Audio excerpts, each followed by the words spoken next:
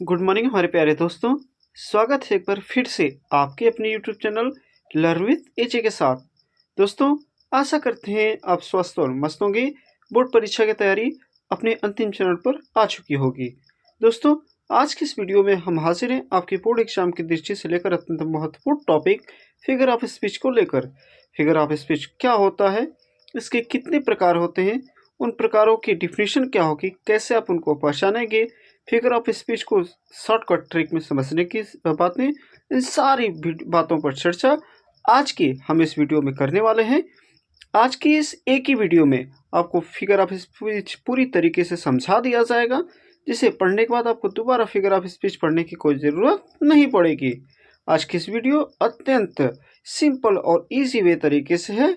तो आइए शुरू करते हैं अपनी वीडियो को शुरू करने से पहले मेरी एक छोटी सी विनती है कि यदि आप हमारे इस चैनल पर नया हैं तो सबसे पहले हमारे इस चैनल को लाइक, ज़्यादा से ज़्यादा अपने दोस्तों तक शेयर और इस चैनल को सब्सक्राइब जरूर कर देंगे। सब्सक्राइब करने के साथ साथ बेल आइकन को जरूर दबा देंगे ताकि हमारे आने वाली वीडियो का नोटिफिकेशन आपको मिलता रहे। चलिए ज़्यादा देर न करते शुरू करते हैं आज की अपनी वीडियो को। सबसे पहले हम आपको ये बताएंगे दोस्तों कि फिगर ऑफ स्पीच होता क्या है। तो आइए देखते हैं फिगर ऑफ स्पीच की डिफिनीशन को। देखिए दोस्तों, फिगर ऑफ स्पीच को हिंदी में अलंकार कहते हैं। क्या कहते हैं? फिगर ऑफ स्पीच को अलंकार कहते हैं। अब ये अलंकार होता क्या है?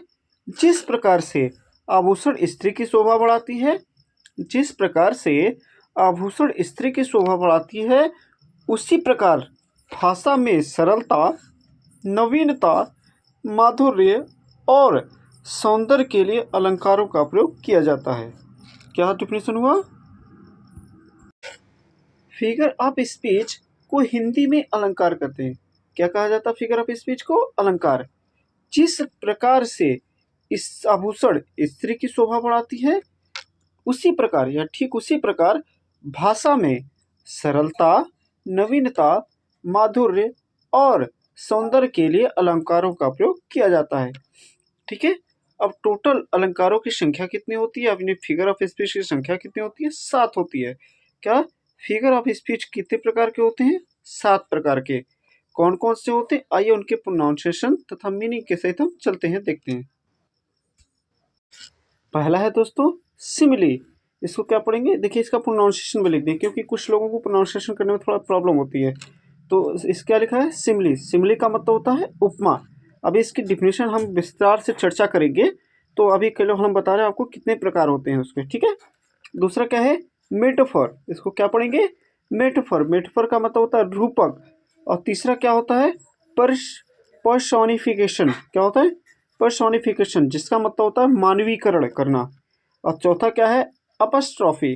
क्या होता है? एपस्ट्रॉफी, जिसका मतलब होता है संबोधन। और पांचवा क्या होता है? ऑक्सीमोरॉन।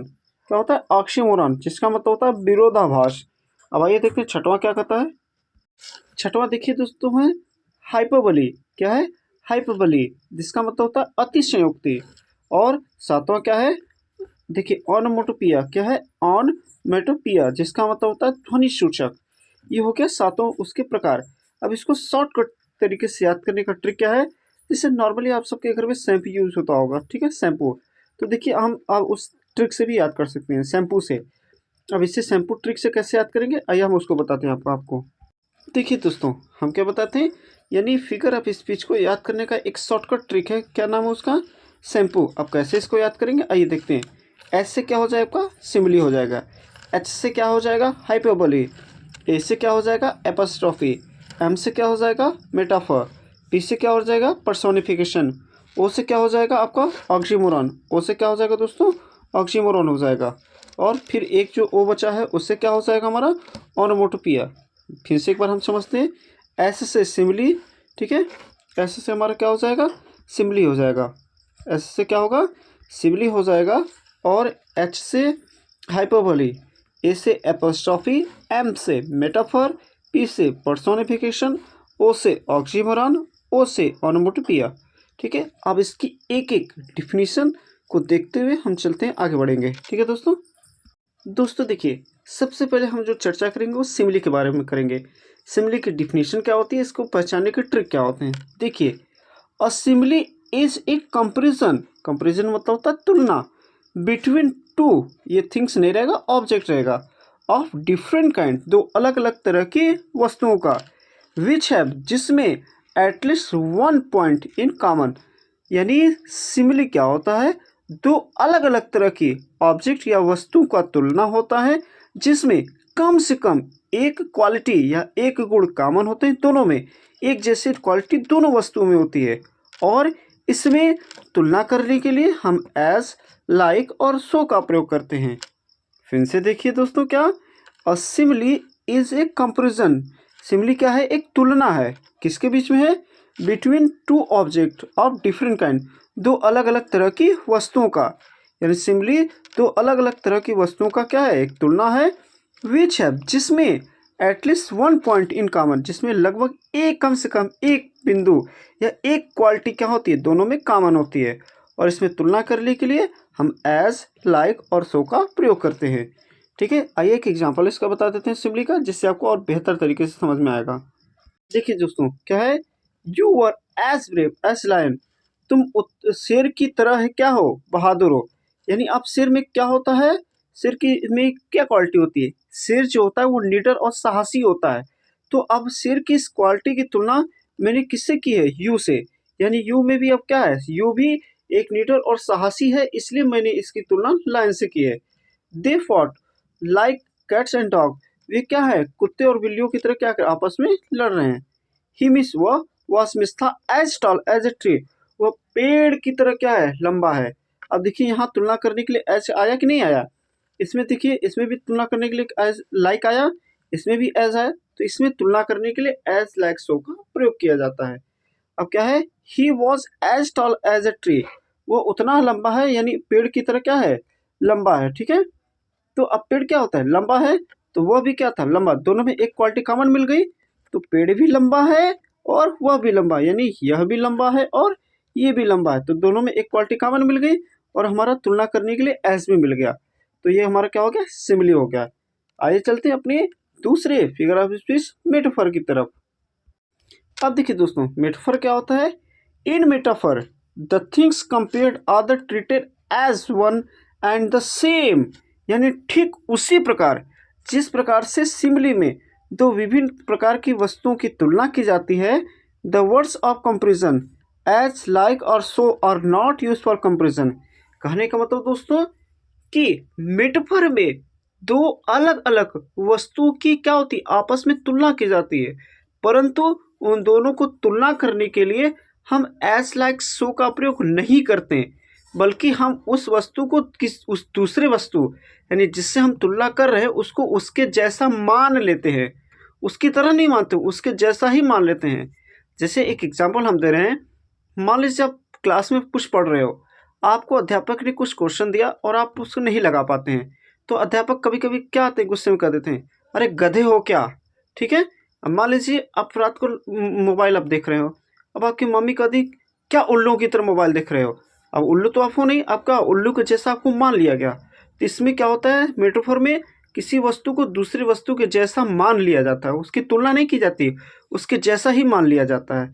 ठीक है, तो जैसे इसमें क्या होगा, इज, एम, आर या हैज के बाद आपका कोई कंपेरिज वो मेटाफर आएगा, उसके बाद वर्ब रहेगा।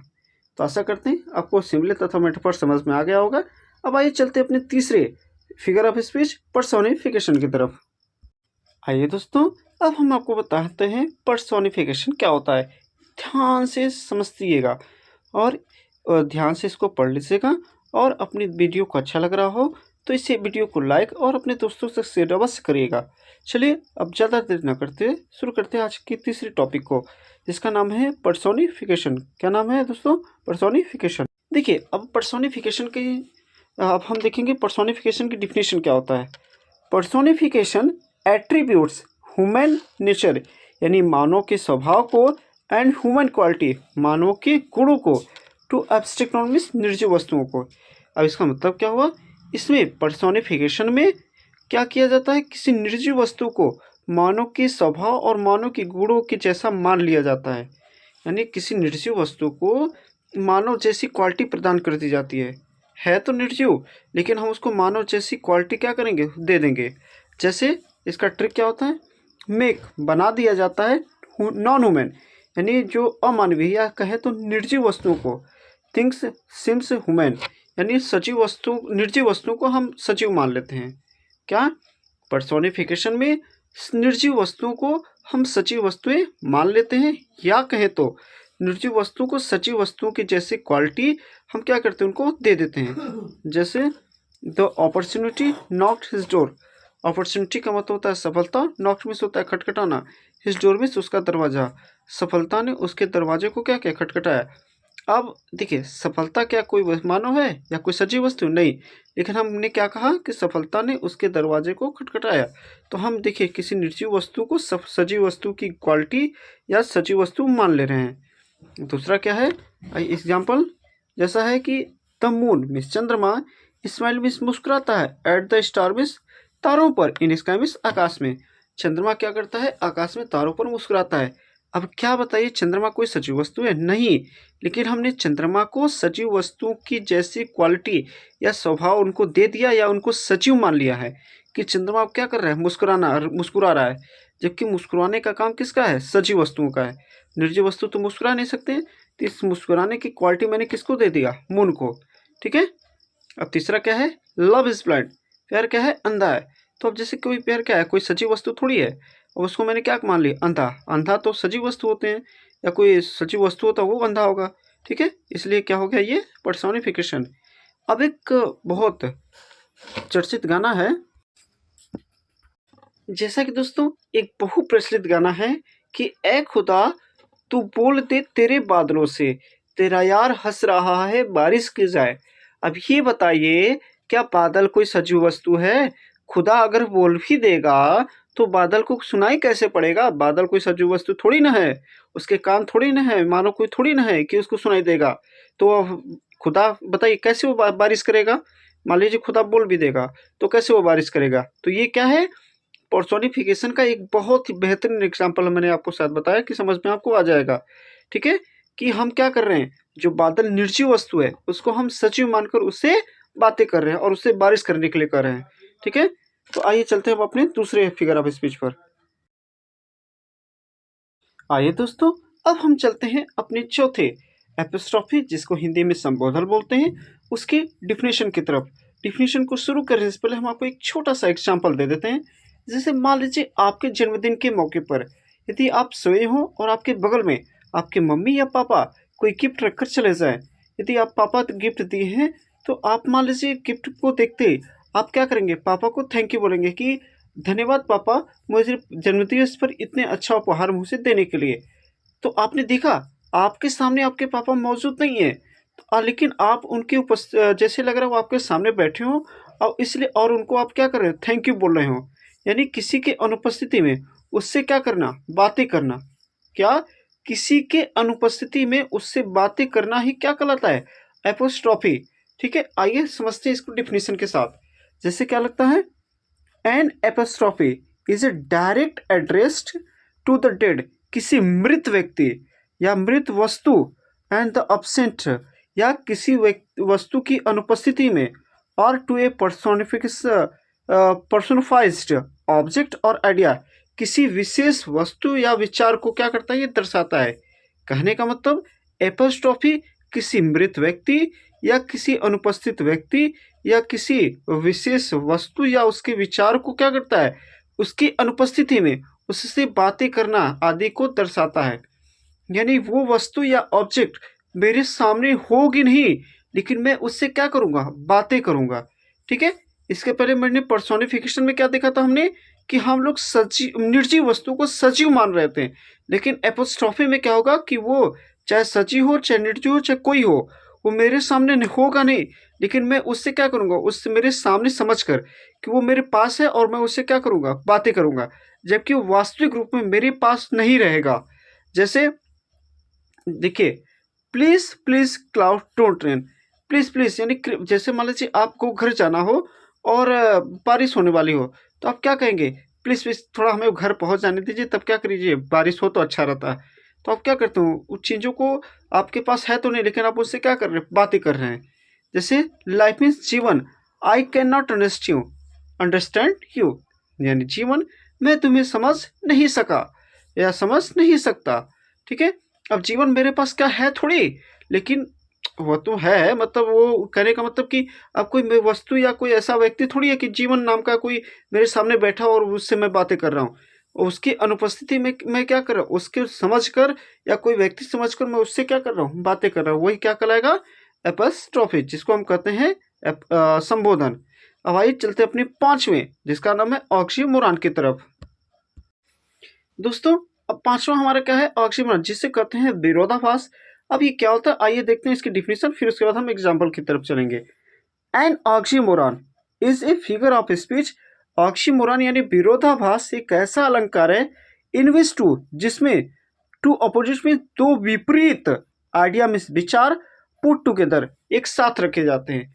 यानी विरोधाभास एक ऐसा अलंकार है जिसमें दो अलग अलग विचार या क्या करते किया जाता है, एक साथ रखा जाता है। फिर से समझिए, विरोधाभास एक ऐसा अलंकार है जिसमें दो विचारों को, दो अलग अलग या कहें तो दो उल्टे या दो विपरीत विचारों को एक साथ रखा जाता है। जैसे कहने का मतलब, लाइफ में जीवन इज मिस है बिटर स्वीट, कड़वा और मीठा। अब भाई ये बताइए, जब कड़वा है तो वो मीठा कैसे हो सकता है, या फिर मीठा है तो कड़वा कैसे हो सकता है। यानी देखिए, बीटर अलग है, स्वीट अलग है, लेकिन दोनों को एक साथ रखा गया है। दूसरा का मतलब, और दूसरा क्या है, दिस इज, यह है एन ओपन सीक्रेट, खुला रहस्य। जब कोई चीज़ सबको पता ही चल गया तो रहस्य कैसे रह गया, और रहस्य क्या होता है, जो किसी को पता ना चले। तो दोनों बातें क्या है, एक साथ रखी गई हैं। जैसे एक और हम कहते हैं ना कि ये हमारा जीवन सुख दुख से भरा है, तो सुख है तो दुख कैसे होगा, तो दुख है तो सुख कैसे होगा, तो दोनों उल्टा है, तो दोनों को क्या किया गया, एक साथ रखा गया है। ठीक है, अब आइए चलते हैं अपने छठे, जिसको हिंदी में इंग्लिश में हाइपरबोली तथा हिंदी में अतिशयोक्ति कहते हैं। इसको हम समझते हैं इसकी डिफिनेशन के साथ। देखिए दोस्तों, हाइपरबोली क्या होता है, it is a figure of speech. यह एक ऐसा अलंकार है इन विच मीन्स जिसमें पर्सन और थिंग्स आर इंटीग्रेटेड। यानी यह एक ऐसा अलंकार है जिसमें किसी व्यक्ति या वस्तु को बढ़ा चढ़ाकर बताया जाता है। ठीक है, या किसी वस्तु की तारीफ या किसी व्यक्ति की तारीफ को क्या की जाती है, बढ़ा चढ़ाकर की जाती है। ठीक है, वो वास्तविक में ऐसा होता नहीं, लेकिन हम उसको क्या करते हैं, उसको बढ़ा चढ़ाकर बताते हैं। ठीक है, उसी को हम क्या कहते हैं, अतिशयोक्ति। जैसे she said ocean of tear, मतलब उसने इतना रोया कि आंसुओं की समुद्र या सागर हो गया। तो अभी ऐसा कुछ संभव है, ऐसा तो है नहीं। आई हैव, मैंने कहा, टोल्ड यू, तुमसे, आई हैव टोल्ड यू, मैंने तुमसे कहा, टू क्लीन मीन्स साफ करने के लिए, योर रूम मीन्स तुम्हारे कमरे को, मिलियन टाइम्स मीन्स लाखों बार, मैंने तुमसे तुम्हारे कमरे को साफ करने के लिए लाखों बार बोला है। क्या वो लाखों बार बोला होगा, नहीं, लेकिन मैं क्या कर रहा हूँ, बात को बढ़ा चढ़ाकर बोल रहा हूँ। किसी बातों को बढ़ा चढ़ाकर या क्या करना, उसमें थोड़ा कहते हैं ना गांव की भाषा में मिर्च मसाला लगाकर बोलना, ये क्या कहलाता है, हाइपरबोली, या कहे तो अतिशयोक्ति कहलाता है। ठीक है, गांव में जैसे कहते हैं ना, अरे बात को बढ़ा चढ़ाकर मत बोलिए, तो वो बढ़ा चढ़ाकर बोलना ही क्या कहलाता है, अतिशयोक्ति कहलाता है। जैसे एक एग्जाम्पल हम आपको और बता रहे हैं, जैसे क्या लिखा है, river of the blood, river of the blood will flow means बहने लगी, in the battle ground means समुद्र, युद्ध के मैदान में, यानी युद्ध के मैदान में खून की नदियां बहने लगी। क्या ऐसा पॉसिबल है, नहीं है ना कि खून की नदियां बहने लगे। ठीक है, तो हमने क्या किया, बातों को बढ़ा चढ़ाकर बोला है ना, river of the flowed blood will flow, बहने लगी, in the battle ground means युद्ध के मैदान में। कहने का मतलब युद्ध के मैदान में खून की नदियां बहने लगी, जो कि ऐसा पॉसिबल है नहीं। तो मैंने बातों को बढ़ा चढ़ाकर बोला, तो ये क्या होगा, हाइपरबोली हो गया। अब आइए दोस्तों, अब हम चलते हैं अपने लास्ट फिगर ऑफ स्पीच, जिसका नाम है ओनोमोटोपिया, जिसको हिंदी में कहते हैं ध्वनि सूचक। यानी अगर हम इसको चलिए इसकी डिफिनेशन पढ़ते हैं, उसके बाद हम आपको समझाते हैं। क्या है डिफिनेशन दोस्तों, in this figure of speech, दोस्तों ध्यान से देखिएगा, क्या, in this figure of speech, इस अलंकार में, द साउंड मीन्स ध्वनि, सजेस्ट में सुझाता है, द सेंस और मीनिंग, सेंस में सोचता है, उसके सेंस में सोता है उसके भाव या उसके अर्थ को। कहने का मतलब, जैसे अब हम, यानी अगर हम कहें तो इसमें किसी वस्तु के ध्वनि से उसके वास्तविक स्वामी का या उसके वास्तविक स्वरूप का पता चलता है। जैसे कहने का मतलब, जैसे बताइए, छुक छुक कौन चलता है, तो छुक छुक रेलगाड़ी चलेगी। तो मैंने उसकी ध्वनि से क्या पता लगा लिया, उसके वास्तविक स्वरूप का पता लगाया कि नहीं। जैसे म्याऊं म्याऊं, म्याऊं म्याऊं कौन करता है, बिल्ली करती है, तो उसकी ध्वनि से उसके वास्तविक स्वरूप या उसके वास्तविक स्वामी का पता चलता है।